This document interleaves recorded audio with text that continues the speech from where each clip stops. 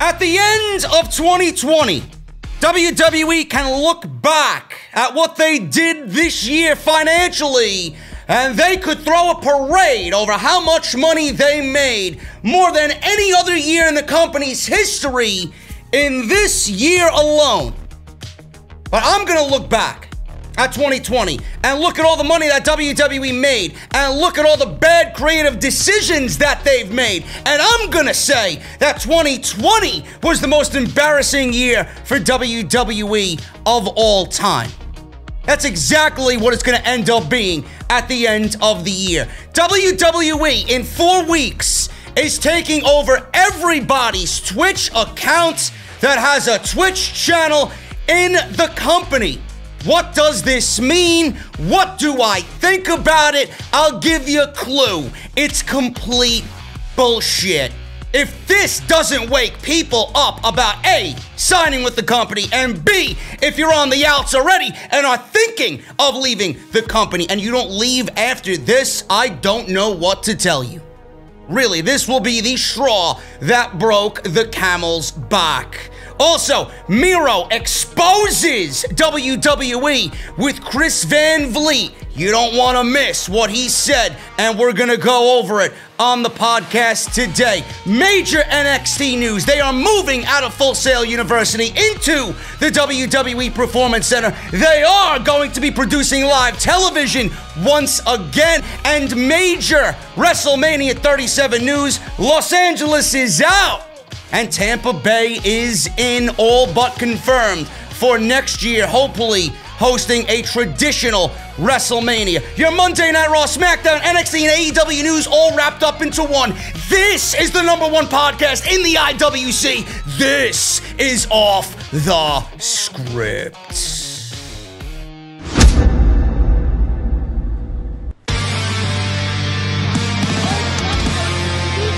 Delete! This is mine.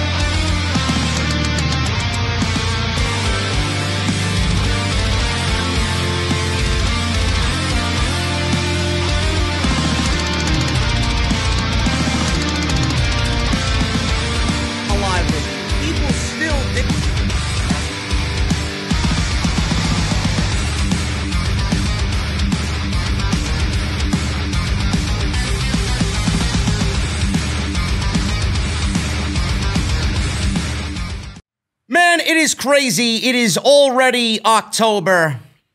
The year is just flying by, but in some cases, I think that's a good thing so that we can put this year in the rearview mirror. But I'm thinking about this weekend. It was 1 year ago this weekend where AEW Dynamite debuted on TNT. And I gave myself a trip back in the time machine, and I wanted to go back and kind of relive what was actually on that show. It's amazing when you think about it. AEW Dynamite emanated from the Capital One Arena in Washington, D.C. 14,000 people sold that arena out for the debut episode of Dynamite, man. I think the one thing on everybody's mind was, what was Vince McMahon and WWE management thinking when NXT was going head-to-head with AEW on that night? NXT had 400 or so people, 500 maybe tops, inside Full Sail University. You flip the channel over to TNT and you see 14,000 people inside the Capital One Arena for an AEW show on night one. It's unbelievable. I thought it was a great show, and I went on record. You guys can even go back. I've said it multiple times. Everybody was like, oh, AEW's going to die. AEW sucks. There was a little rough patch at the end of the year in 2020. And everybody's like, oh, there they go. There they go. They're not going to make it. And I said, don't worry. They're allowed to have a bad show here and there. Nothing is ever perfect with these shows. Some are good, some are bad. But I've been on record saying multiple times that this roster is going to look vastly different from the debut episode on October 2nd, 2019. And what have we done with AEW? The roster looks vastly different. It is going to continue to be vastly different. There will be new additions to the AEW roster. So I stand corrected as whatever I said, as far as the roster goes, that ended up being true. But going back to look at Dynamite, Sammy Guevara and Cody Rhodes in the opening match, I remember that being a 15-minute, really barn burner of a match. Everybody went crazy for that. It was a pay-per-view level-esque match between Sammy Guevara and Cody Rhodes. We had SCU. They were talking about the tag team tournament coming up to crown the new AEW tag team champions. Brandon Cutler squared off against Maxwell Jacob Friedman, MJF. And then he made fun of Dungeons and Dragons, saying that this isn't Dungeons and Dragons, this is real life, as he went to work on Brandon Cutler. We got Adam Hangman Page versus the Bastard Pac. Man, I miss him. I hope he's back relatively soon. Britt Baker was on commentary for the Women's Championship between Nyla Rose and Riho. And then we got the main event. We got the Elite versus the Inner Circle. Or then, I don't think they were the Inner Circle yet, but it was Kenny Omega and the Young Bucks versus Chris Jericho, Santana, and Ortiz. So that is what we got on the debut episode of Dynamite, man. I can't wait to get back to crowds. I really do feel like these shows, they need something, man. They really do. They've been good. They've been good, but nowhere near the quality of shows that we've got back in 2019 with the debut episode of Dynamite, man. So a little trip back in the time machine, looking back at this weekend's 1-year anniversary for AEW, man. What a great time it was. This is always a great time, man. This is episode 345. This is, I think so, 345. Let me look. I don't even know what episode I'm on. Is this 345? I'm so lost this week. Yes, it's episode 345. What a geek I am. I don't even know how many episodes I've done. A lot. Episode 345 of Off the Script. Thank you guys so very much for joining me here on the channel. Today, we are going to go over a variety of things all weekend, man. You don't want to miss any part of this podcast this weekend. There's a ton of shit to go over, and it's going to be great. So thank you guys so much for joining me here. Follow me on Twitter, at JD from NY206. That is on Twitter and the IG, the Instagram. Follow me there. Always something going on social media.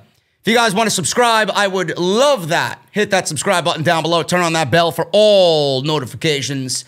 If you guys want to go and check out anything else that I've uploaded on the channel, go down to the description. Everything you need is right there, man. We got Monday Night Raw. We got AEW. We got an extra this week. And now we're coming at you this weekend with Off the Script. And I'll be live for NXT TakeOver on Sunday night. Can't forget about SmackDown as well. So make sure you guys go and check all that stuff out. I will be live for NXT at the end of TakeOver 31 on Sunday night. So make sure your notifications are on. It's been a great week, so thank you guys so much for all of the support. If you want to support me in other ways, you can do that as well. Patreon.com/JD from NY206. It's never an obligation. I never really ask you to do anything. It's there if you want it. So make sure you guys go and support. Thank you to those who have pledged towards the Patreon page. We got some really, really great stuff coming up on the Patreon. I think everybody's going to want to be a part of that towards the holiday season. Patreon.com/JD from NY206.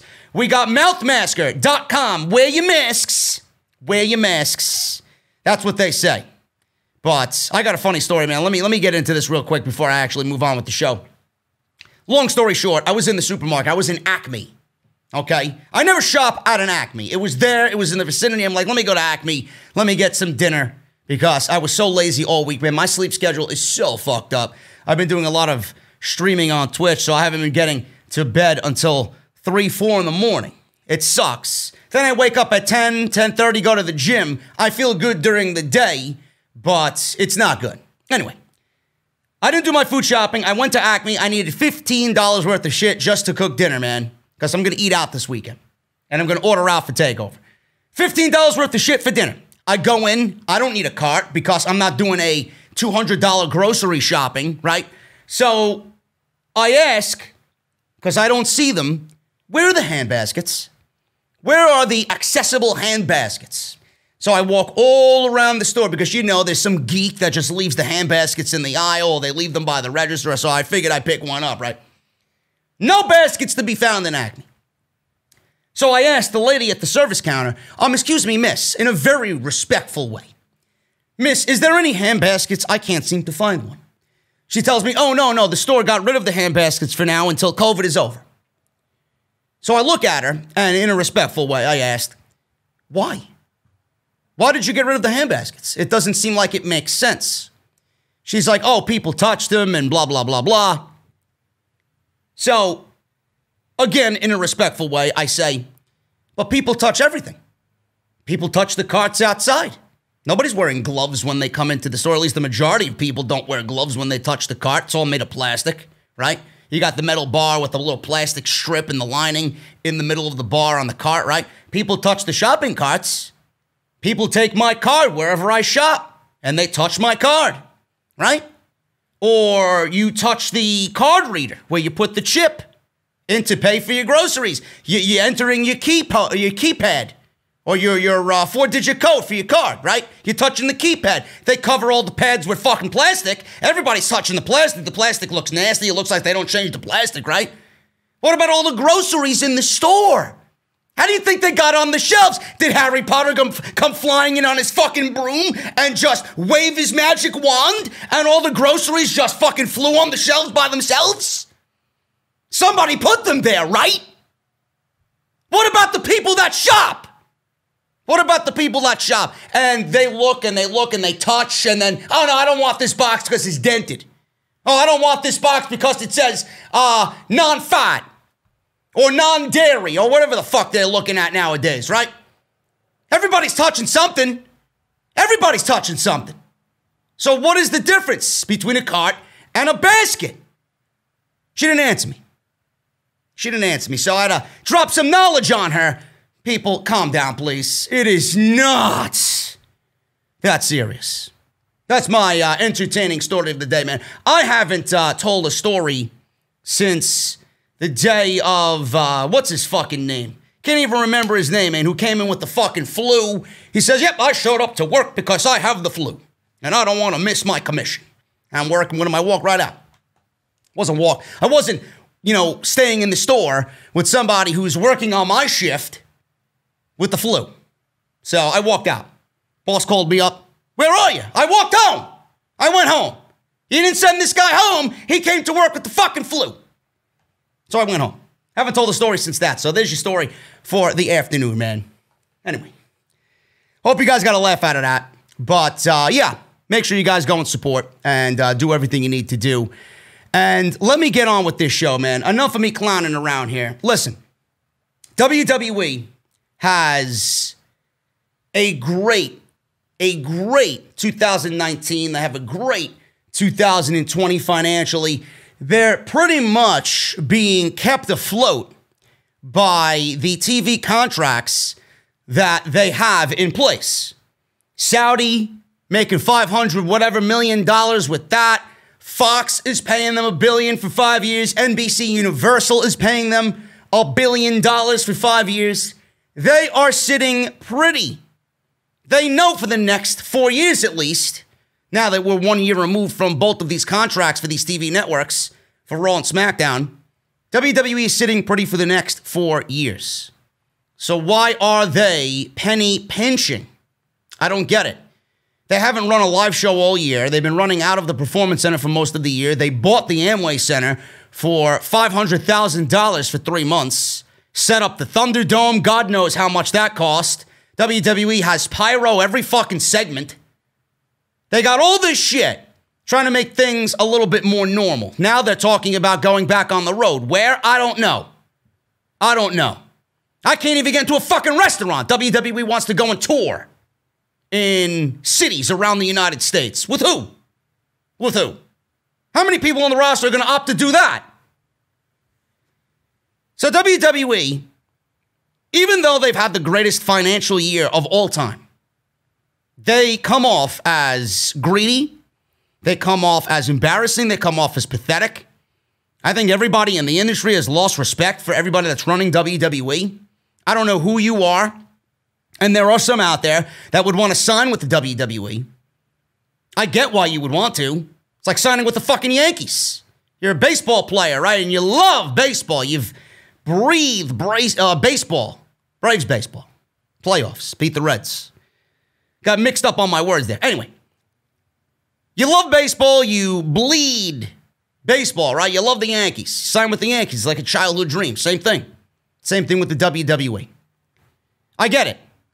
And then there are people in the industry that will stay away from the WWE because if you do sign with the WWE, your creative freedom is stripped. You're not even a human at that point. They own you. And people put a price much greater than anything that WWE could pay them for that freedom and creativity. That's why AEW exists. That's why people are migrating to AEW. That's why people are more interested now in Impact. They're going to Impact Wrestling. WWE mandated, they had an edict directly from Vince McMahon that they were seizing everybody's Twitch accounts.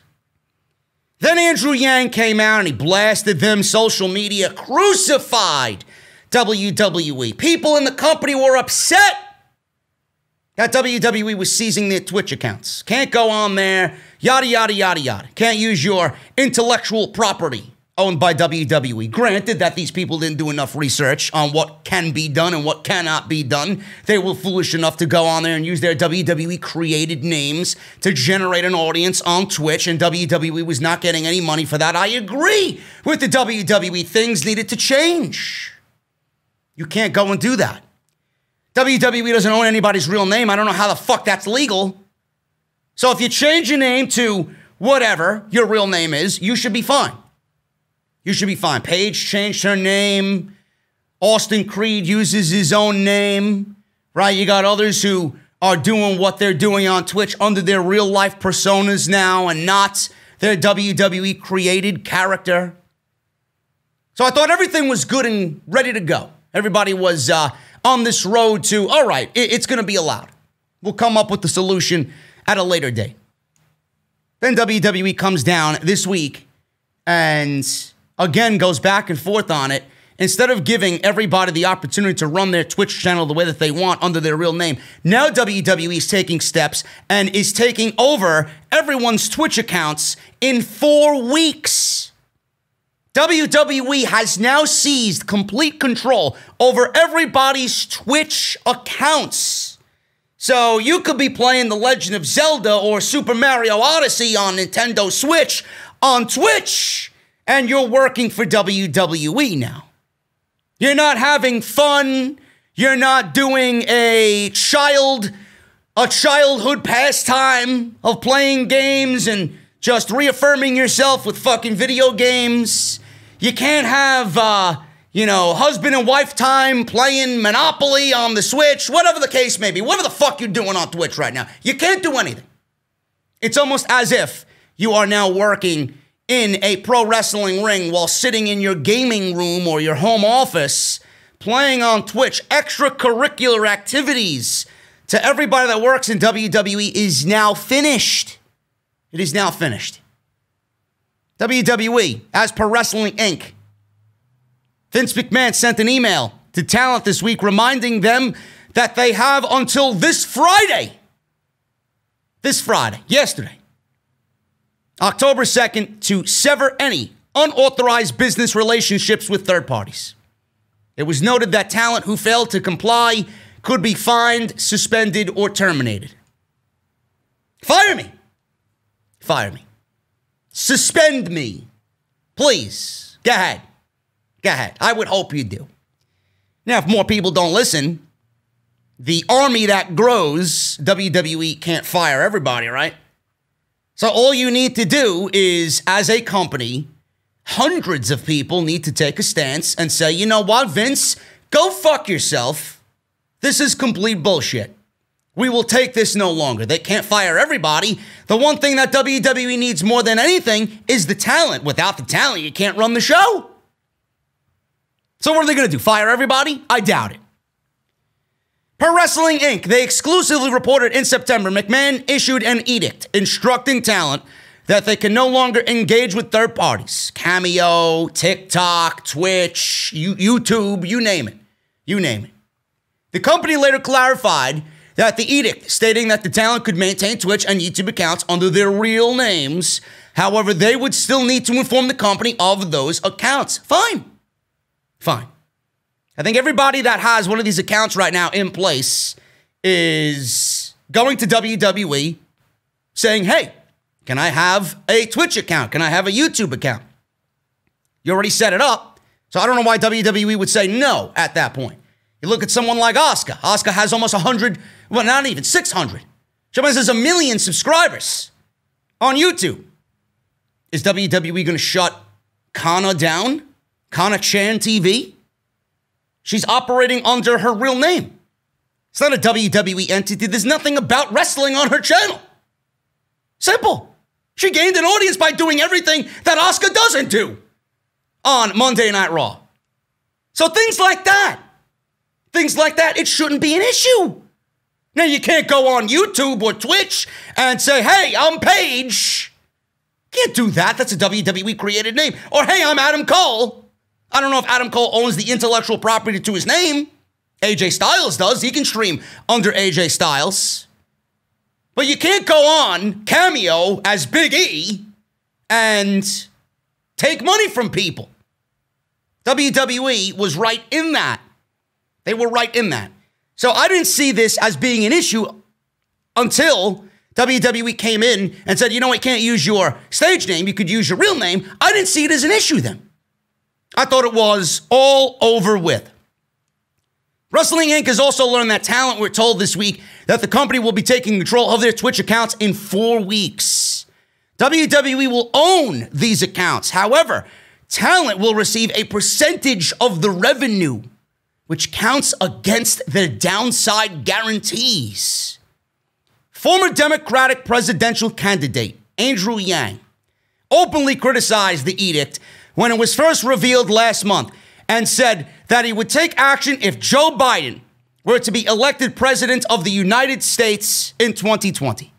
Yang spoke with Wrestling Inc. recently about why he feels that WWE has been able to get away with some of their labor practices. He says, and I quote, a lot of it is that wrestlers are afraid to speak out. Goes back to what I just said. They cannot fire everybody if everybody gangs together and says, Vince, this is bullshit. We've had enough of this. It's not right. It's not fair.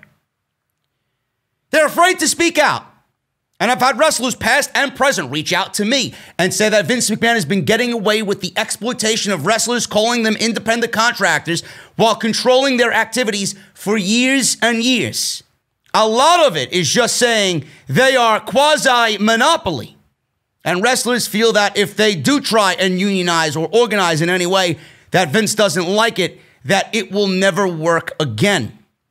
Or they will never work again. According to the Wrestling Observer newsletter, one anonymous WWE star told Dave Meltzer and was quoted saying, and I quote, this is amazing because it's really going to open up the independent contractor issue.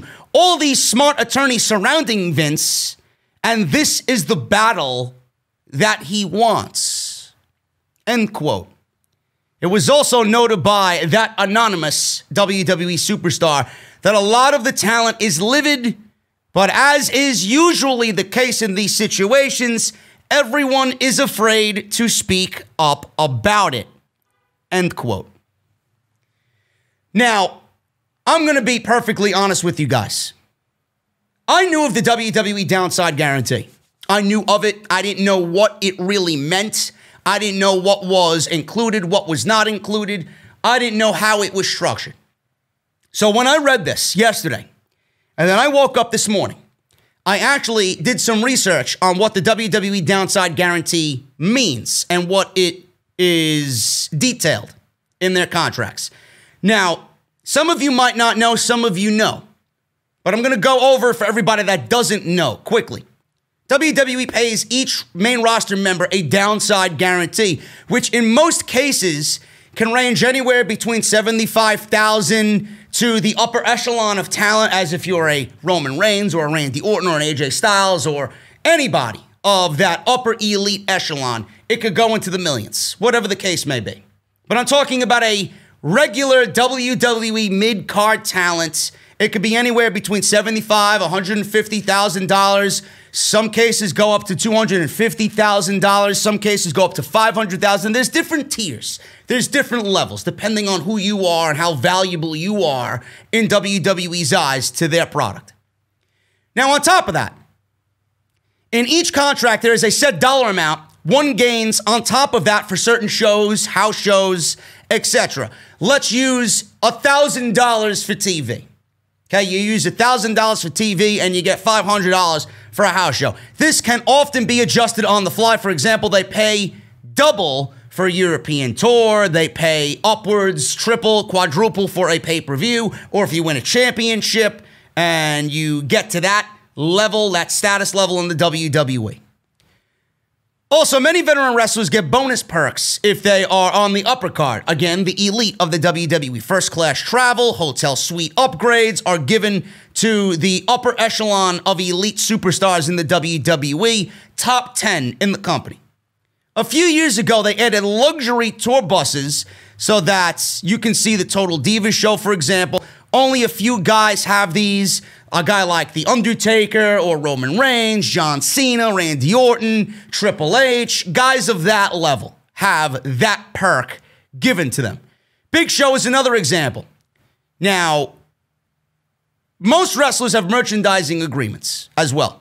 The standard is 3 to 5% of all merchandise that goes to the wrestler. Some have agreements in their contract that gives them more. One wrestler historically netted 20%, but most that are given more are in the 6 to 7% range. Cena, for example, when he was active in the WWE, I found out, he got the highest when he was an active WWE performer at 6.25% of all merchandise sold. And how many years was John Cena the #1 merchandise seller in all of WWE? That is an add-on. That is an add-on to their WWE downside guarantee in their contract. So he's making 6.25% on every t-shirt sold at $30. That's a lot of fucking money. At the end of the day, that's a lot of money, but it's an add-on. House shows is an add-on. The TV shows that they do, Raw, SmackDown, pay-per-view, whatever, everything else is an add-on. It's almost as if it's a micro-transaction. When you're playing Call of Duty and you want to buy the new gun skin, or you want to buy a new vehicle, or you want to pay for a fucking overpowered DLC weapon, it's just like that. It's a microtransaction. It's an add-on. So WWE's adding on these little perks and these little bonuses to the downside guarantee if they are consistent on television. So after that, a worker gets a pay-per-view bonus for each pay-per-view and pay-per-view match that is tied into the buy rate. Anything and I don't know how that operated now with the WWE Network.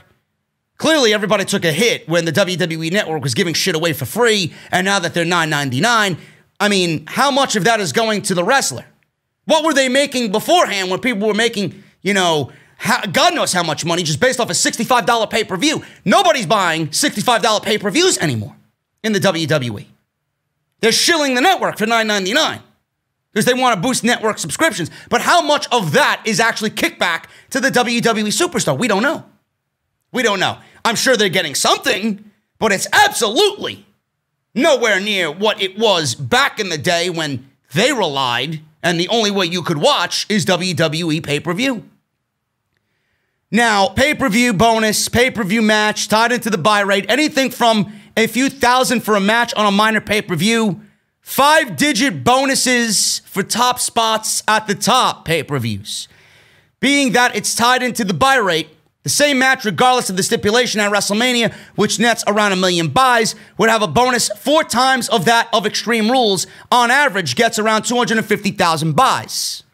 So a guy on a bench all year in WWE, a guy like a Chad Gable, who's on the bench all year in WWE, is just going to get his downside guarantee, which is low. Probably around, I don't know, $100,000, maybe $125,000. I'm just shooting. I don't know exactly. But a guy like Chad Gable, he's going to get his downside guarantee. Or a guy like Mustafa Ali, he's going to get his downside guarantee. A very low downside guarantee. He does a lot of house shows, right? That's the type of guy that they rely on for house shows. He does main event every single week, right, for example. But WWE, sometimes they have somebody that doesn't perform at the house shows, and they just sit around in catering. He gets just his downside guarantee. So, with all of that, instead of getting probably $2,000, $3,000 a month as he was on TV and working the house shows, a guy like Chad Gable, who does nothing, for example, if Mustafa Ali is doing all of that stuff, he's getting $2,000, $3,000 a month. If Chad Gable is not on the house shows, he's not on TV, he's just simply getting his downside guarantee.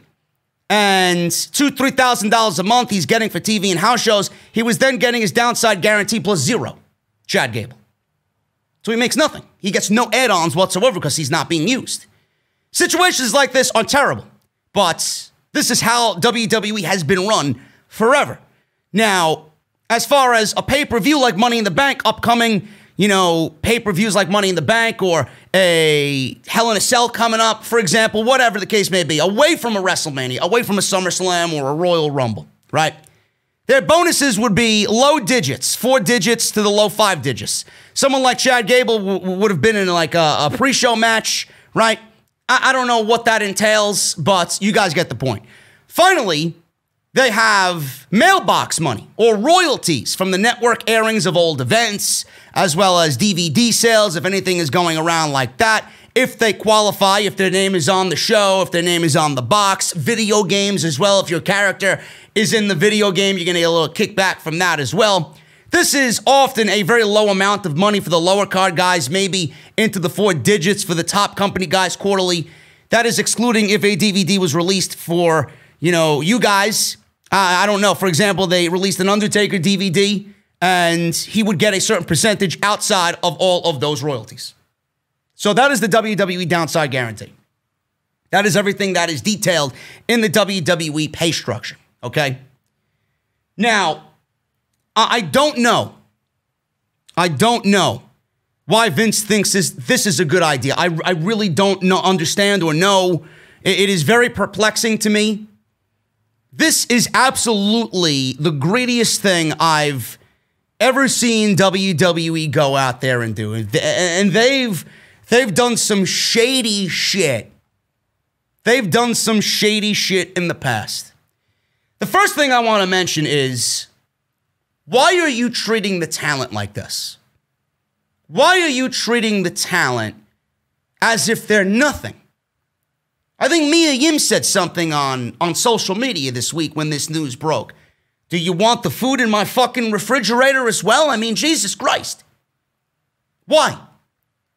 WWE has done a piss poor job at keeping everybody safe due to COVID-19. There's been multiple outbreaks in the company. WWE is suspending people for staying home. They're instilling fear in everybody because if they want to sit home, then their spot on TV or their pay or whatever the case may be, their push, or if somebody is in line for a push, that all may be ruined. People are afraid of missing TV, and WWE has instilled so much fear that these people are forced to show up to work, because if they don't, then they're going to be a non-entity on WWE television. They would be irrelevant.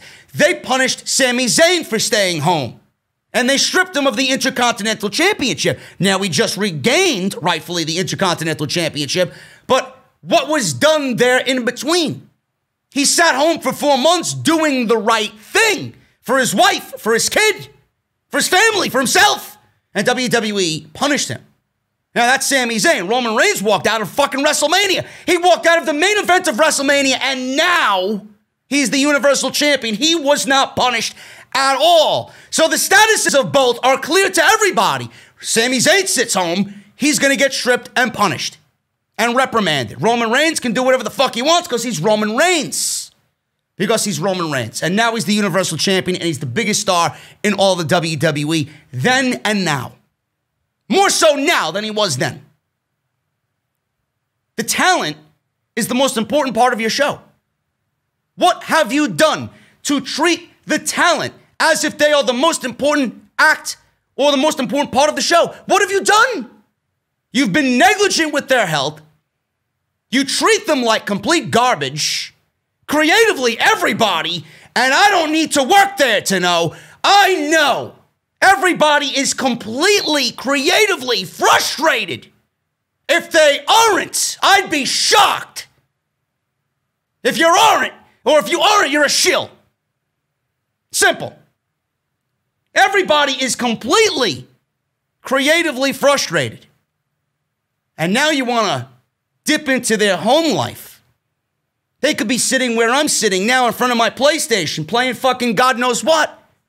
And now you want to take the money that they've accumulated on Twitch and take that away from them in the middle of a fucking pandemic where you were forced to not tour, no live shows. You took away everything from these people where they can go out and make more money on top of their downside guarantee. Nobody's buying merchandise because there's no fucking fans coming to the show. Fans aren't buying tickets. Fans aren't buying merchandise. You're taking everything away from them for what? For what? What do you want these people to do? So they went out there and are doing what they are passionate about.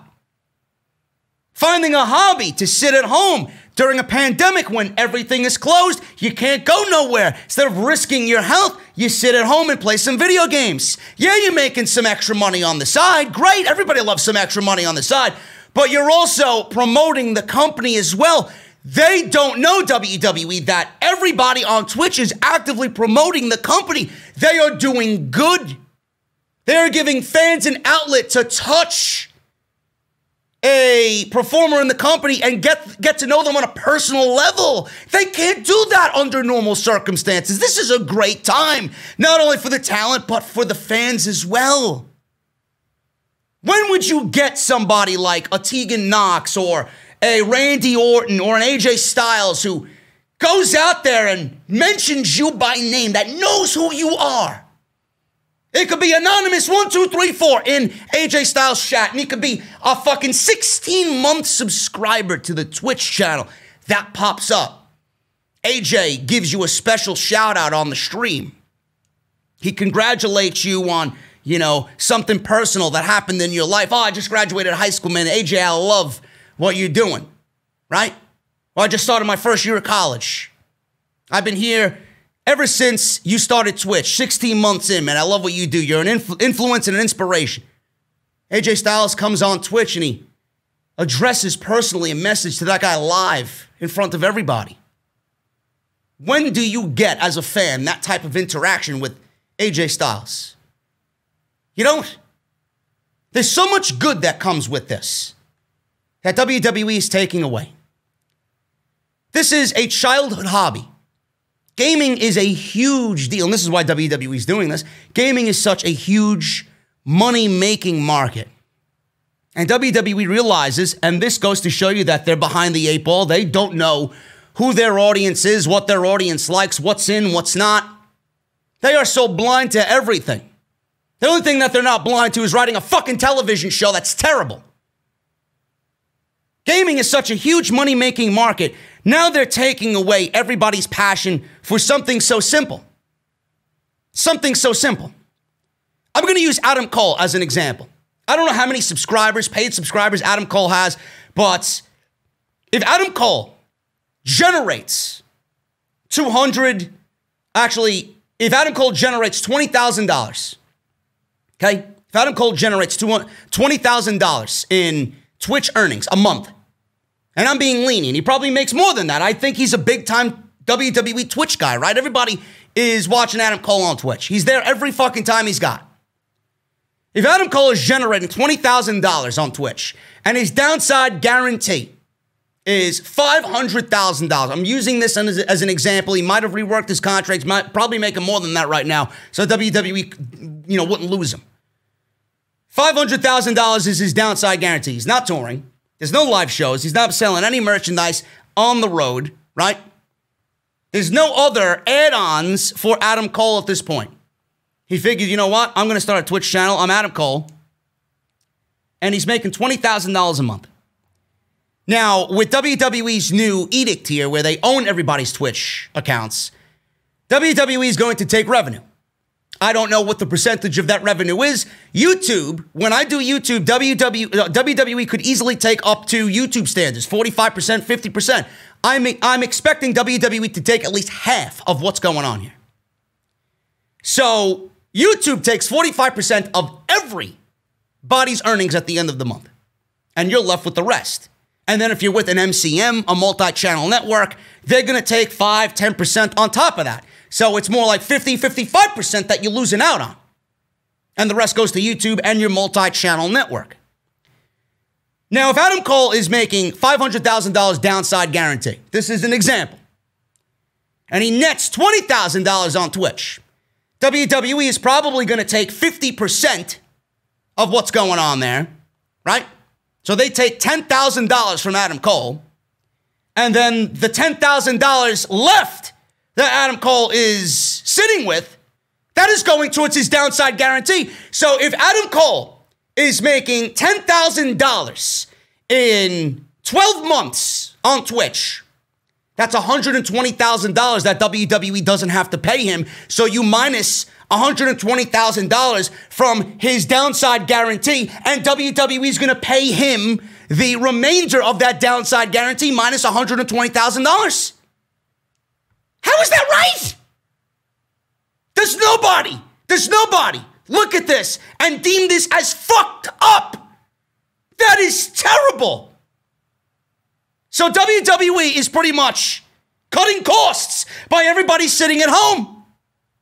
Just sitting in their home office, sitting in their game room. You are sitting here and working for WWE while not breaking your body. You're breaking your body with your thumbs, but now you're not breaking your body in the ring. It's as if you are at work, and WWE is going to charge you as if you are at work.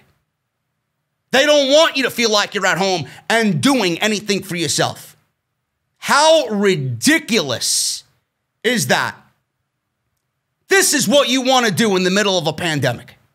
If this doesn't break the camel's back at the end of their contracts, I don't know what will. I would assume everybody is fucking livid. You might say, oh, Meltzer is reporting on one guy. One guy is probably 100 guys. They all feel the same way, but they won't speak up about it. This is what you want to do to show the talent that you appreciate them for coming to work when they don't want to, for coming to work and exposing themselves to your negligence with COVID. This is what you want your talent to do. You want to take everything away from them for what? When are you going to start treating the talent better? Is what I want to know. Why is it that we hear all these stories coming out of WWE? Why aren't we hearing these stories about AEW or New Japan or Impact? Everywhere you listen, everywhere that you look with these companies, everybody is happy to be there.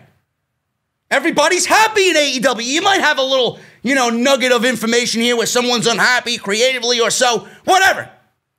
But it's a common daily thing in WWE. Everyone is just unhappy. Why aren't you hearing these stories from anybody else? And why does WWE legitimately, they come off, they want everybody to hate them? This is ridiculous. Ridiculous. The best way for me to put this is, if I have a YouTube and a Twitch, okay? I'm on both. I do the wrestling on YouTube. I do the gaming on Twitch. I don't want to mix and match on YouTube because there's going to be people, obviously, that don't give a shit about me gaming, and I'd rather just keep the gaming to the gaming folk, right? If YouTube went away for 6 months, they couldn't pay me, right?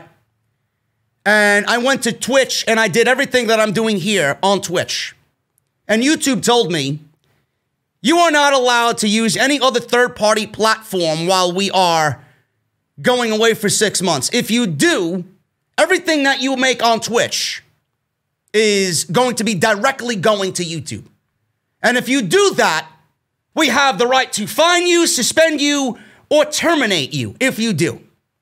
So you can't do anything on Twitch, and anything that you make from subscribers, bits, donations, whatever, comes directly to us. How fucked up is that? So you want me to go out there and build my audience, but everything I make on Twitch comes directly to you, even though it's not my fault that you're gone. You're blaming, it's almost as if WWE is blaming the pandemic on everybody for actually wanting to go out there and make money and provide a better life for their family. Now WWE is tapping into the one thing that they shouldn't be tapping into, and it's fucked up. It really is fucked up.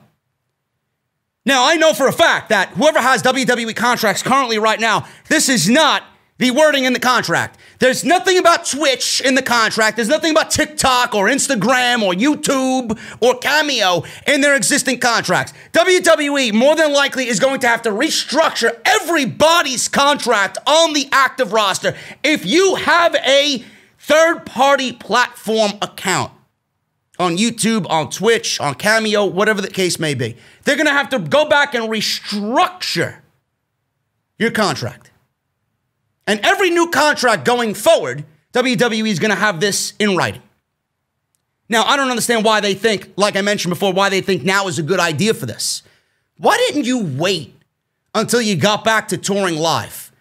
WWE had all this layoff. They worked out of the Performance Center. They didn't have any live shows, etc., etc. They're working out of the Amway Center. They're not making live gate money. They probably won't be all year. So why didn't you just wait on this? This would have been the fairest thing of all. WWE, like a good company that gives a shit about their employees, all they needed to do to come out here and save grace is say, you know what? You guys have your Twitches, you guys have your YouTubes and your TikToks and whatever. You've been doing it since the pandemic started. Fine. Fine. You can do it the rest of the year until when we get back to touring live in front of live actual human beings. You can do it until then. As soon as we get back to touring on a regular basis and things start to pick up and get back to normal, then that's when we're going to restructure contracts, and then that's when we're going to just bring this down on you. You're going to get a cut of what's going on. We're going to get some revenue out of this. But for now, have a blast. Do what you got to do. Wouldn't that be the most normal thing to do? Wouldn't that be the best idea for them in this situation? Now they want to drop it. WWE ain't going back to touring anytime soon, and I feel bad for everybody that now has to sit at home and think to themselves while playing whatever the fuck they're doing. Sitting there doing whatever. Oh man, I'm working now. This is my job. It's as if I am working a Monday Night Raw and a Friday Night SmackDown. Now, who is this going to affect? Who is this going to affect? Is it going to affect a Randy Orton? Is it going to affect a Roman Reigns if he has a Twitch account? I'm just using these guys as an example, just based on their statuses in the company. Is this going to affect somebody like an Edge or anybody else of the upper echelon in WWE? Seth Rollins? Is it going to affect him? Probably not. Probably not. Guys like that, they won't be affected because the amount of money that they're making compared to the money that they would be pulling in on Twitch with revenue, I mean, it's nothing. It's peanuts. It's peanuts. But the ones that will be in trouble and the ones that we should be concerned about are the lower card guys, the mid card guys, the lower card acts. What if they have Twitches? And WWE's bringing this edict down on them, and their downside guarantee is $100,000, $125,000, right? And you're tapping into that, and you're making a good $15,000, $20,000 on Twitch.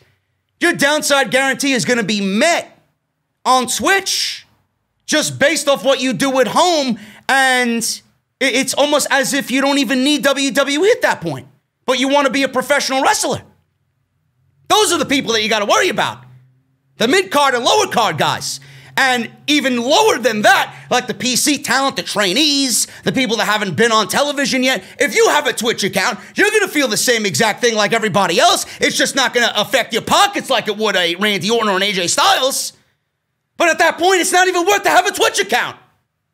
It's not even worth to have a Twitch account. And if you do, and you go under a different alias, or you go under your real name, WWE will find out. Somebody will find out. The company will pick it up. And then you're risking fines, terminations, and suspensions. So is it worth it? That's who's going to suffer from this. I really just don't get it. It's as if WWE wants nobody to have any sort of fun whatsoever. They brought down the hammer, then they kind of leaned back a little bit and opened up because they got blasted for it on social media. Now they're doing this.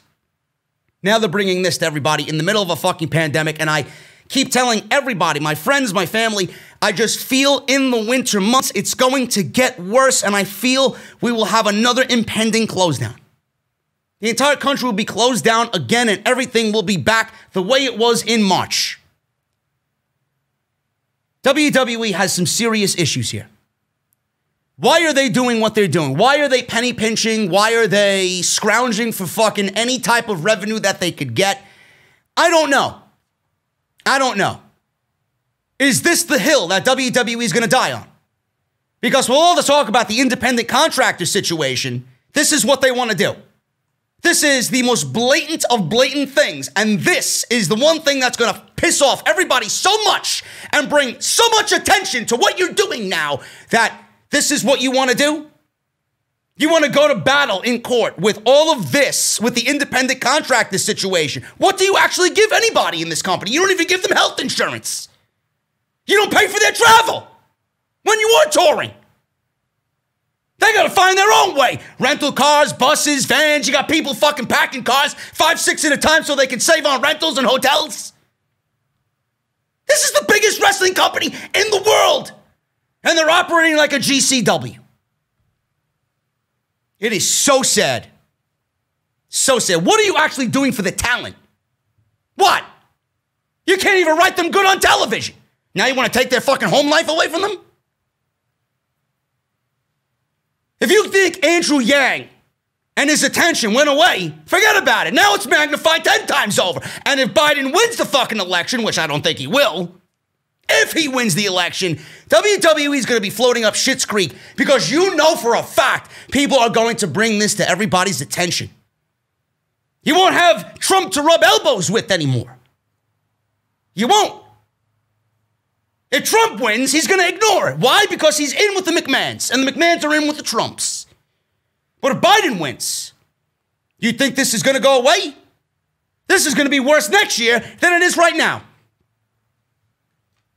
I'm telling you right now, if you are, I said this last week, if you are an upcoming talent and you want to go to WWE and you're seeing this and you're hearing all this shit, why would you want to go? Is this worth your creative freedom? No, it's not. You should be able to stay home and do what the fuck you want to do and play what you want as long as you're following the rules. As long as you're following the rules. Why would you want to go and give your soul to these people? It's just bizarre why anybody would think that way. It is not worth it to me. And it shouldn't be worth it to you. Additionally, and finally, a lot of people blame Lana. Now, I'm not the biggest Lana advocate. I'm not a fucking advocate of Lana at all. But people blamed Lana. Meltzer blamed Lana. Meltzer reported that Lana was to blame because she had a Bang energy drink and was promoting it on her Instagram. You're going to blame Lana for all of this. This is the fucking, again, the hill you want to die on here. You're going to blame Lana for WWE banning Twitch and third-party platforms alike, and now seizing control over all their Twitch and YouTube accounts, and whatever else third-party platform they're on. You want to blame Lana for this. Lana is the reason why WWE has brought down the hammer. But it wasn't somebody like AJ Styles, right? It wasn't somebody like AJ Styles going out there and fucking breaking kayfabe and exposing everything about the Paul Heyman situation, exposing everything about the Good Brothers and why they were released, and exposing everything that's happening backstage in WWE, and going out there and having his son on Twitch, explaining to everybody that, yeah, my son, I can't watch him play football on Friday nights because I got to go to work, and I'd much rather watch him fucking play football. Then his son says he doesn't watch WWE. I haven't watched wrestling in years. Your father is one of the biggest pro wrestlers in the world, and you don't watch not even your father work? Coming from a young teenage boy like that in front of thousands watching AJ Styles on Twitch, how do you think WWE reacted to that? If AJ Styles' son won't even watch him in the company that he works for, who else is going to watch WWE television? That just screams, oh, WWE is uncool. I grew out of that. That's not what WWE wants to hear. This is a fucking mess. This is an absolute fucking mess of epic proportions. I'm telling you right now, man, if the talent, and it's very easy, but nobody wants to risk pushes and spots on TV and pay-per-view money and all this other shit, right? They want to be in the good graces. They feel like it's best if I keep my mouth shut. They don't fucking care about you. They don't give a fuck about anybody. If the talent doesn't revolt, if the talent doesn't get together, man, it's something so simple. It's something so simple that could be done. If the talent doesn't get together and revolt against this, then it will continue to happen with the next generation and the next generation and the next generation. Something needs to be done.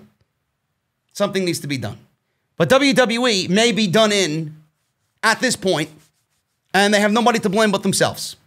It's a bullshit edict. It sucks. I feel bad for everybody that is on the receiving end of this.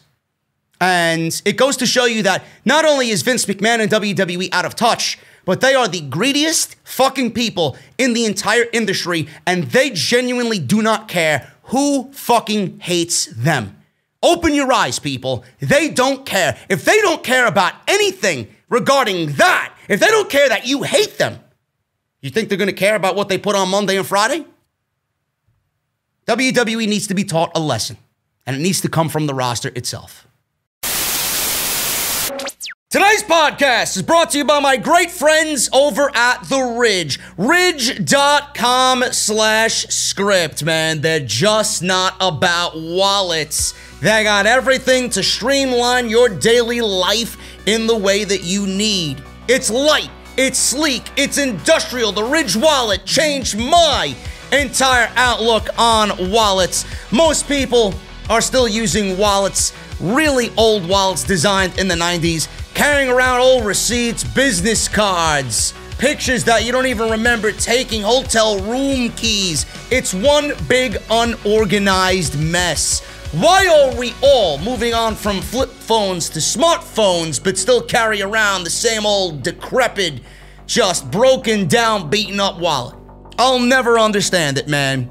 The Ridge wallet, it holds up to 12 cards, plus room for cash. You got the cash strap and the money clip, optional for you guys, whichever you prefer. There are 30 colors and styles, including the carbon fiber and the burnt titanium. I am a forged carbon guy myself. I really love it, but don't take my word for it. They got 30,000 five-star reviews on the product alone. The durable materials means each wallet comes with a lifetime warranty. You could buy one wallet and own it for the rest of your life. The Ridge team is also so confident that you'll like it, they'll let you test drive it for 45 days. And if you don't like it, which I don't know why you wouldn't, you guys are going to be issued a full refund. They're just not wallets anymore, man. Commuter backpacks, charging blocks, knives, you name it. And I got this pretty little iPhone 11 Pro Max case. It is a leather case. It's got room for 2 cards in the back. I love it. It feels great. It's not bulky, and it looks fantastic, man. You guys can go and get yourself this or anything else on ridge.com/script. You're going to get 10% off any of your purchases by using our code SCRIPT at checkout, man. Get 10% off today with free worldwide shipping and returns by going to ridge.com/scripts.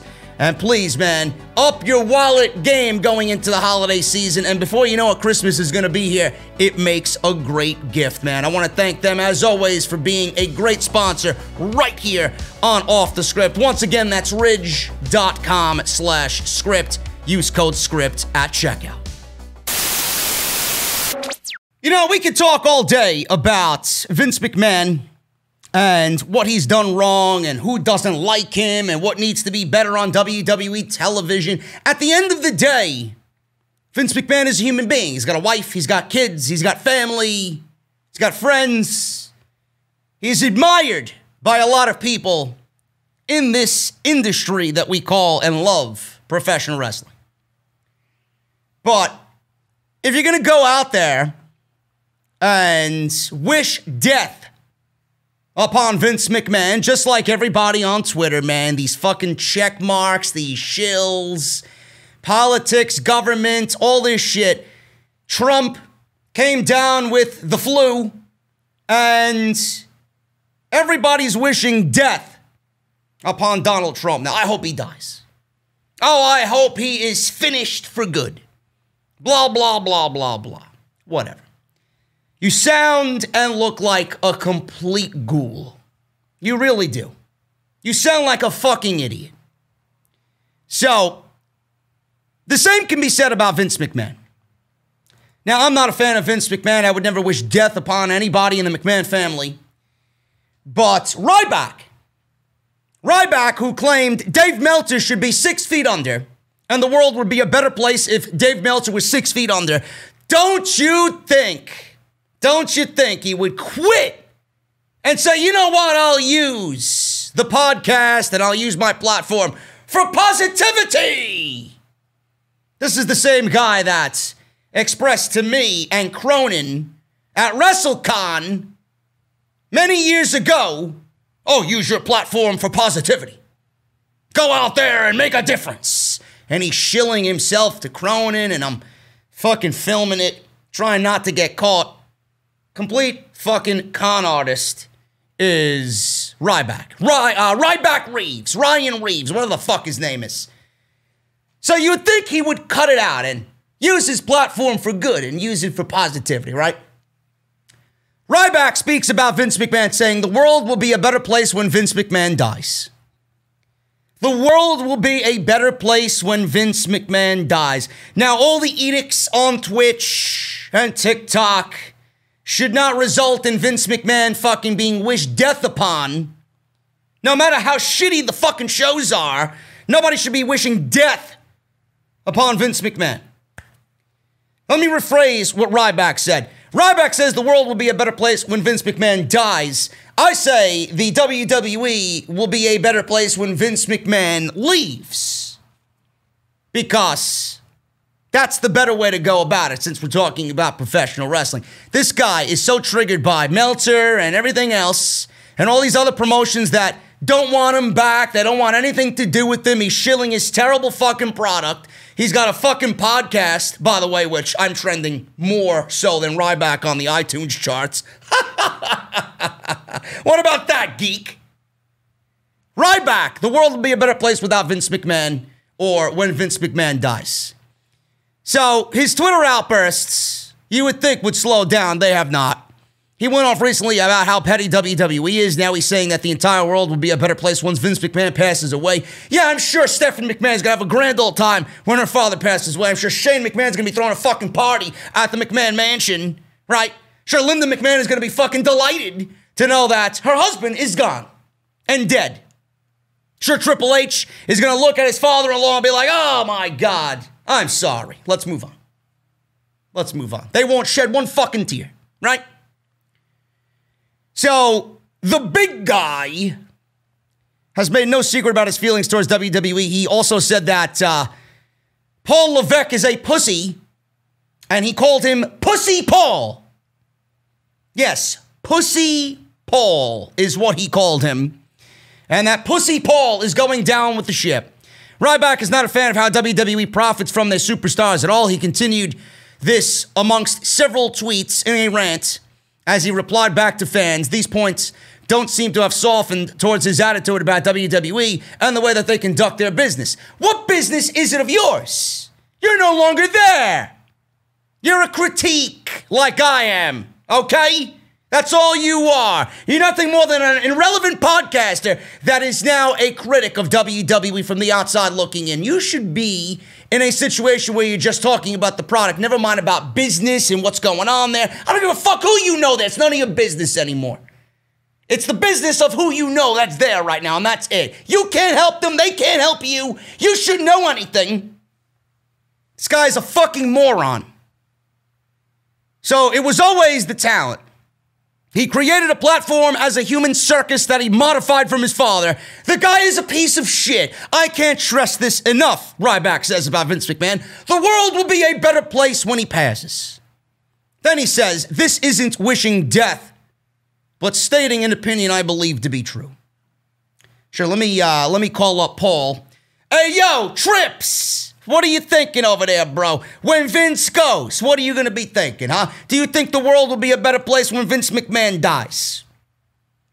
Oh, really? That's interesting. I was thinking the same thing. I was telling my audience, that I think NXT would be better. And just like the old days, if they moved to Tuesday. So when Vince is not there anymore, you're going to move NXT back to Tuesday nights, huh? Take it away from AEW? Oh, yeah, really? I said the same thing. That is great. What about your stance on the main roster? You going to have any main roster influence? No. You're going to leave it in charge of somebody else. Oh, okay. All right. Everybody in the IWC, bro, they want you. Because they know what you could do with NXT, man. The glory days of NXT were incredible. I've always said that what NXT did is what the main roster should adopt on Monday and Friday night. Oh, that won't happen because it really, wow, I didn't know his teeth were as big. It's been a running gag on the show for years. They're really that big. Are they white too? How many times does he visit the dentist? Oh my God, man, really? Wow, that's like fucking enough for 7 years worth to a normal human being. He's got a rotation of toothbrushes every 7 days? Really? Are you going to fire him when you get promoted? When Vince is gone? Oh, yeah, I can't wait for that, man. This guy, listen, man, the fucking 87,000 camera cuts during one Raw Underground segment. Shit's got to go, man. Shit's got to go. All right, Paul, listen, I know you got business with Triple H. I know you got to do your thing down at NXT. I know William Regal's probably wanting your attention somewhere. Listen, get my boy Boogs on the show, man. What's going on with Bugenhagen? What's going on with Bugenhagen, bro? You got to get the heavy metal fucking Slayer on NXT. What happened? Oh, man, we'll talk about it later. Listen, don't worry. Get Boogs on TV, more Dexter Loomis, and move NXT to Tuesday nights, Paul. I'll talk to you later, bro. I'll talk to you later. Pussy Paul on the phone. I'm sorry. I got carried away. Pussy Paul's on the phone. Listen. A human circus that modified from his father. The guy's a piece of shit. I can't stress this enough. The world will be a better place. He isn't wishing death, but it is a fact, he says. I simply think if AEW just does the opposite of what WWE has done since Vince Jr. came along, they will take over as number one. Vince's days are numbered, and the ship is slowly sinking. I believe in selling for good. It might even mean slightly less profits, but it's the best for all. Pussy Paul is not the savior to anything. He will go down with the ship. Changing the business model entirely to create the biggest stars on the planet and profit off that rather than running a business is that trying to make the logo for the main star for maximum profits. The fans and all involved will win, and they would actually increase profits, end quote. So he says Pussy Paul's going down with the ship. He says that AEW is going to take WWE as the number one company in the United States. That will never happen. Well, let me rephrase that. I don't want to say that will never happen. It's not going to happen anytime soon. And please, Ryback, the reason why you said that is because maybe you're lobbying for a job to get back on TV because you know you're as irrelevant as people know you are. So stop pandering to AEW. They don't want you, bro. They already got guys much better than you, same size as you and Brian Cage and Will Hobbs and Lance Archer. So please, stop it. Stop it. So this guy is a complete lunatic, folks. I don't know. Ryback's got me blocked. I don't give a fuck what Ryback says on social media anyway. I was surprised he was even following me to begin with. Then I found out I was blocked. I must have hurt his feelings. But the WWE will be a better place when Vince McMahon is no longer there. I didn't say dies. I didn't say deceased. I didn't say anything like that. WWE will be a better place when Vince McMahon leaves. Or he's removed, or he steps down, whatever the case may be. This is common knowledge to everybody. I think that is pretty well known amongst everybody in the IWC. Now, whether Triple H takes over or not, I don't know. I would lobby for Triple H to take over the main roster. He's done such a fabulous job, besides this year, such a fabulous job with NXT. I think if he adopted some of that NXT mentality and had his own team on the main roster, things would be a lot better. It's going to take a lot of time. It's going to take a lot of rehabilitation. It's not going to happen overnight. We may be looking at a 5-year cleanup here. And every year WWE has a year like we see this year. It's going to be longer. You can tack on another week, another month, another year to whatever Vince McMahon is doing right now. And some of those talents that Triple H loves so much, he might not have access to them anymore. So it's going to be a funny situation when we get to that point. But Ryback, I think at the end of the day, folks, we all know that Ryback is a fucking lunatic and nobody should pay attention to what he says. And I would unfollow because I can't see you guys learning anything by following Ryback on Twitter and Instagram. The current status of the WWE Draft. After the official announcement was made, WWE officially announced their upcoming draft for next month. October 9th, we'll see Friday Night SmackDown open the draft, and Raw will get its chance on October 12th. How much preparation has WWE done so far is what I want to ask. Probably none. Zero. You think WWE knows who is going where? You think WWE has a list for both Raw and SmackDown as to what talents, male, female, tag teams, cruiserweights, mascots, managers, commentary teams. You think they got anything listed as to where they want these certain pieces and people to be? Of course not. Of course not. They can't even write Monday Night Raw in a timely fashion. Monday Night Raw wasn't even written until 2 o'clock on Monday afternoon. They finished the fucking script about 7 o'clock. People did not even start getting shit as to what they were supposed to do on the show till 6:30. But this is the company that has plans for the draft. Yeah, right. Yeah, right. They fucked up the last 2 drafts. This is strike 3 now. The last 2 drafts were fucking duds. You expect me to be excited about this year's draft? Does WWE need a shakeup? Do they need a draft? Yes, they do. Yes, they do. These shows are absolutely fucking horrible. They're horrendous. But you think after the last 2 drafts that we've seen that WWE is now all of a sudden in 2020 going to get it right? Give me a break. Give me a break, man. I have absolutely zero faith in anything WWE does as far as getting these rosters right. The one thing that I would do, actually the 2 things I would do, merge the tag team divisions and merge the women's divisions. If I don't see these 2 things done on October 9th and October 12th, failure. Failure. I don't care who goes where. I don't give a fuck what titles end up on what show. If you do not merge the tag team divisions and the women's division on Raw and SmackDown, you are looking at a failure of a draft. Failure. Because what has changed? Please, I'd love for some fucking geek in the community to tell me what exactly you think is going to change. Oh, but the roster looks different. Oh my God, look, we got this guy over there now. You do realize that the only thing that's not being drafted is the fucking creative team, right? You mean to tell me that you're excited about a draft? You're excited about a draft. Oh my God, Ricochet ends up on SmackDown. You do realize that Bruce is still in charge of SmackDown, right? It's not like he's escaping Bruce. Oh my God, Ali's back on SmackDown. You do realize that the same guy running Monday Night Raw is running SmackDown, right? You do realize that the commentary teams are more than likely going to be the same, so nothing's going to sound different. Nothing's going to look different. As far as what's going on, the writing teams aren't being drafted. If it's the same writing team and the same old man approving whatever the writing team comes up with and erases everything they do anyway and rips up the script and goes and writes the show himself, what exactly is going to change? Is what I want to know. So for all these ghouls in the community, for all these geeks in the community, for all these fucking blue checkmark fucking dumbasses in the community that love to fucking suck WWE dick and give a negative and then give fucking 12 positives. Oh, but as long as I gave a negative, I'm being critical. No, you're sucking dick -1. Nothing will change. Nothing will change. So the current status of the draft. The company is notorious for being late on starting things, not starting things on time. The WWE Draft is no exception. Ringside News reported last week that WWE hadn't given any thought to the draft, at least yet, by last week's standards. Or at least Vince McMahon hasn't announced any plans for the team. No plans. Vince hasn't given any idea about plans for the draft to who needs said plans. Nobody ever knows what's going on in Vince McMahon's mind, and plans can always change, as they did with Peyton Royce once he gives an opinion, which I'll talk about on tomorrow's show.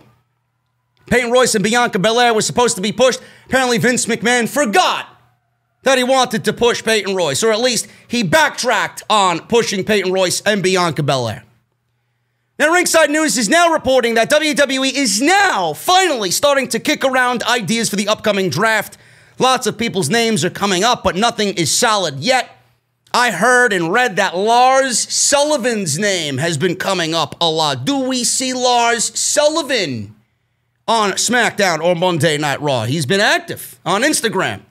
He's been working out. He looks good. Will he be accepted in the WWE? Probably not. That looks to be a sticky situation, if you ask me. The company's waiting on a couple of things before they figure out the draft situation. What are you waiting for? What are you waiting for?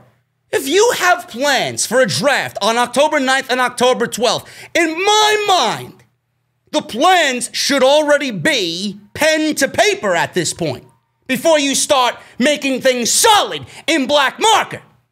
WWE's going into the draft with a blank sheet of fucking paper. If you have plans to do a draft, everything should be devised and come up with plans are in thought bubbles at this point. You should have had all these plans, at least in theory, around June, July, and then you execute. June, July, you start setting things up, you put things here, things change over the next couple of weeks, months, and then you get to October and we got a WWE Draft, which you can go on TV and execute.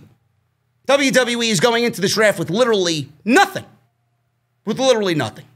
But that's the way of the world in WWE. They go into shows with no script, and then they scramble to write the script 1 hour before the show goes live on said network. WWE for you, folks.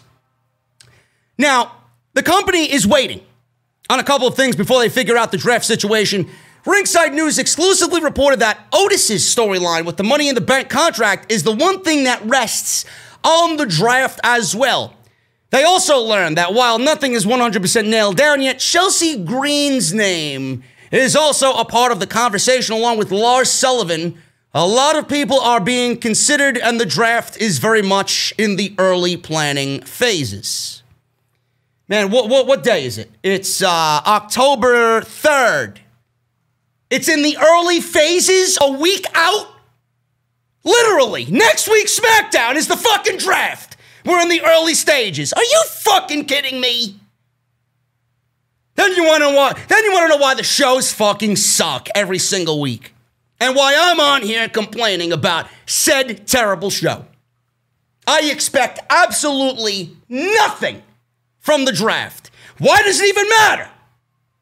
Kevin Owens was on SmackDown last night. Why? Why? Brand to brand invitational. Why?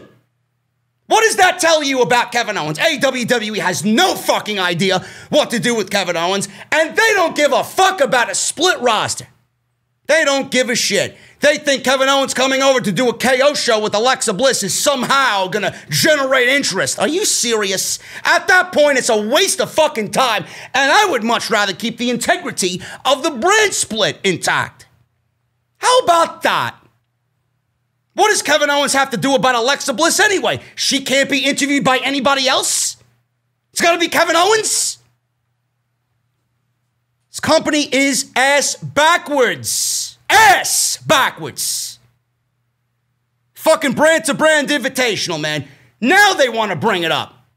They made it up, then they stopped doing it after 2 weeks, and now all of a sudden it's back. Then they traded Dana Brooke and Mandy Rose to Monday Night Raw during a time where you're setting yourself up for a draft with nothing going to the other side. So you're executing trades and you're shifting people from brand to brand right before a draft? You couldn't wait for Dana Brooke to be drafted to Monday Night Raw. You couldn't wait another 2.5 weeks? Yeah, yes, the draft is going to be so special. Give me a fucking break. Vince McMahon and Triple H, how are they handling the upcoming WWE Draft? Well, according to Ringside News, Vince McMahon and Triple H's relationship is complicated, to say the least. Triple H was not consulted when, remember back in the day, Ricochet, Aleister Black, when they were still cool, Johnny Gargano and Tommaso Ciampa were all called up to the main roster. You guys remember that? Vince McMahon just seemingly pulled those 4 guys. It's almost as if Vince McMahon's playing dumb. He pulled those 4 guys. Those 4 guys had the biggest role at TakeOver New York. Why would you go with those 4 guys? Vince McMahon exactly knows what's going on in NXT, and he did it on purpose. He did it on purpose. And believe it or not, I said it then, I'm going to say it now. If Tommaso Ciampa wasn't pulled, we probably would have gotten Tommaso Ciampa versus Johnny Gargano to conclude that the way that it needed to be concluded at TakeOver New York. Now, I'm not complaining because Adam Cole filled in and it was one of the best matches in the history of the company. But WWE clearly did that on purpose.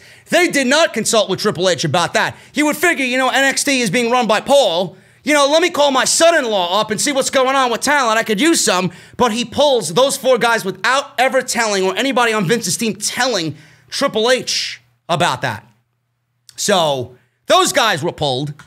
And WWE now is considering plucking even more names from NXT this time around. Why? You just pulled 5 from NXT to fit into Retribution. How many more guys you want to kill? How many people on Monday night and Friday night that you pulled from NXT have you used correctly? I mean, do I need to go over the fucking list? Ricochet, dead. Andrade, dead. Garza, dead. The Street Profits, they may be tag team champions, but you think they're special? Absolutely fucking not. How could they be special? They have no fucking tag teams to wrestle. It's 5 guys right there. Then you got everybody in Retribution with the fucking Bane masks and the bullshit explanation as to why they were given contracts to the company. Dijakovic, Mia Yim, Shane Thorne, who wasn't much of anything anyway in the WWE. Mercedes Martinez and Mia Yim. That's 10. That's 10. Bianca Belair. Where has Bianca Belair been? It's 11. Shayna Baszler. What has Shayna Baszler done? 12. Oh, but she's tag team champion with Nia Jax. Give me a break. 12. She should have won the Royal Rumble. Didn't. She should have beat Becky at WrestleMania. Didn't. She should have won the Money in the Bank and fought Asuka at SummerSlam. Didn't. Strike 3. You're out. You're out. Now, who gives a shit if they do the Asuka Shayna Baszler match now when it should have happened already? I don't get why they do anything. Who else? I'm going to throw Rhea Ripley in there. She's not even on the fucking main roster because they buried her on the main roster show anyway. 13. 13 talents killed, dead. Dead. And you want me to shill a draft? I know, Matt Riddle is another one. 14. 14. Matt Riddle might not be buried, but he certainly ain't getting pushed. He might be getting pushed off a cliff. But when you lose to Baron Corbin in 2 months on SmackDown, I don't really consider that high in the eyes of WWE management. Who else? Am I missing anybody? I'm sure I am. 13, 14, who's going to be number 15? 15. Give me a break. No, but Vince needs more. Who else do you need? Keith Lee's another. How could I forget fucking limited Keith Lee? How could I forget limited Keith Lee? Look at all, you guys think I'm fucking kidding. Look at all the NXT talent that they fucking killed this year. Unreal. And Vince wants more. How much more do you need? What will be left in NXT? You're going to call up Adam Cole, no question. That may be the only one. That may be the only one. I can't see anybody else joining the main roster. Chelsea Green hasn't been on TV. She might be there. Vanessa Bourne, she might be there. She's been off TV. I don't know what the fuck they're doing. That goes to show you that they need help in the women's division. They do not need any more male stars coming up from NXT. They don't. Adam Cole is getting called up because it's just time. He's been down there forever. He should be fucking two-time champion already on the main roster. How much more you want to pull?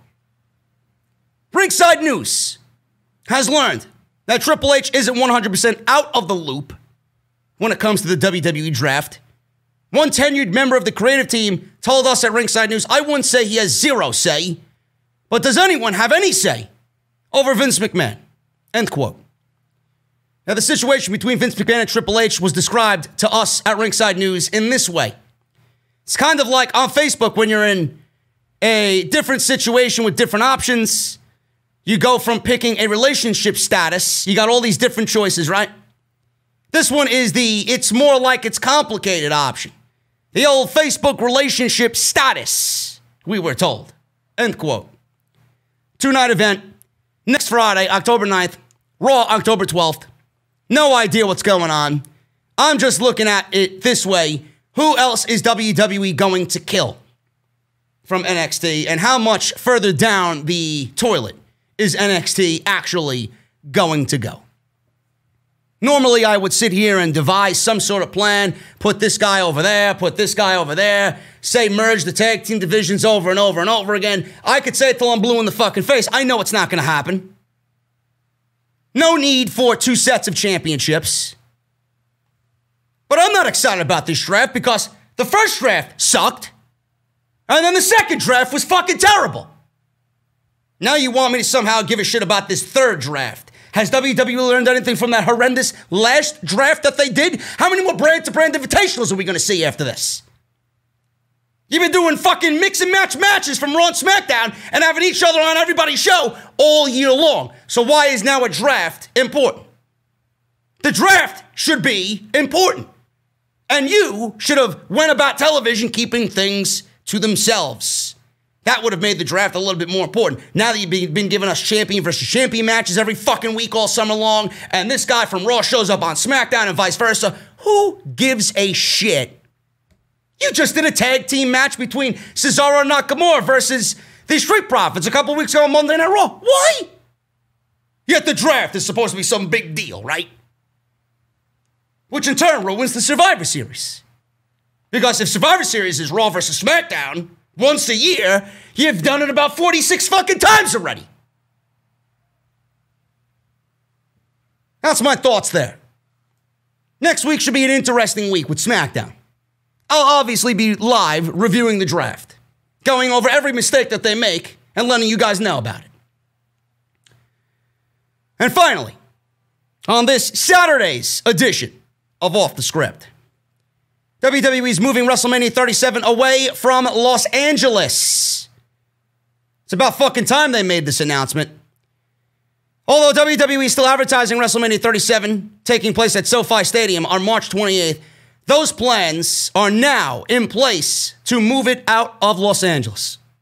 Inside the Ropes reported on Friday that WWE does have plans in place for the event to take place at Raymond James Stadium in Tampa. This was the original location for WrestleMania 36 before it had to be moved to the Performance Center. As of this report, there's no word yet on whether the date will be changed if they move the show to Florida. It was noted that WWE has locked down most buildings in Tampa for potential events across WrestleMania weekend, such as Raw, NXT, SmackDown, and the Hall of Fame. So they are in full WrestleMania mode already. They do not want a repeat of what happened this year.